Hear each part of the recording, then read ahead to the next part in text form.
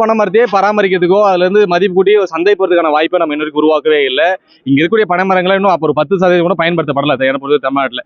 அப்ப அந்த பயன்பாடு எப்போ வரும் அப்படின்னா, நம்ம பனை பொருளுக்கான முக்கியத்துவம் கொடுக்குறோமா, அதுக்கான விலைகள் கிடைக்குதா? இன்னைக்கு ஒரு கருப்பட்டியோ பதநீரோ அவங்க உழைச்சி கஷ்டப்பட்டு மரத்துல ஏறி கொண்டு வராங்க, அதுக்கான விலைகள் கிடைக்கப்படுறதில்ல.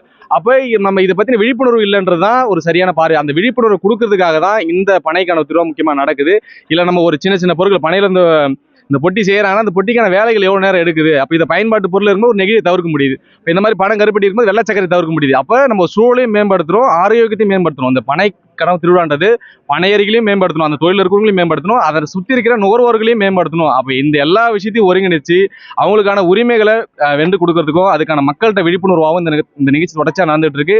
இது இங்க மட்டும் இல்லாம தமிழகத்தின் எல்லா மாவட்டங்களும் நடத்தப்படும். ஏன்னா பனைமரம்ன்றது இங்க விழுப்புரத்துல மட்டும் இல்லை, எல்லா மாவட்டங்களும் மிகுதியா இருக்குது. குறிப்பா அப்ப கோடிக்கணக்கான மரங்கள் இருக்குன்னு சொல்றாங்க. அப்ப அதை பயன்படுத்துறதுக்கு பனையர்கள் முயற்சி எடுத்து வரணும், மக்களுக்கு இதுக்கு ஆதரவு தெரிவிக்கணும். தொடர்ச்சியா அந்த மாதிரி நிகழ்ச்சியில கலந்துக்குங்க. உங்களுக்கு தேவையான தகவல் இங்கிருந்து எடுத்துட்டு போங்க. நம்ம அடுத்த தலைமுறைக்கு ஒரு வளமான சமூகத்தை கொடுப்போம். அந்த பனை நம்மளுக்கு கற்பக விருட்சமா இருக்கக்கூடிய இந்த பனையும் நம்ம பாதுகாக்கணும், நம்மளும் பாதுகாப்பா இருப்போம்.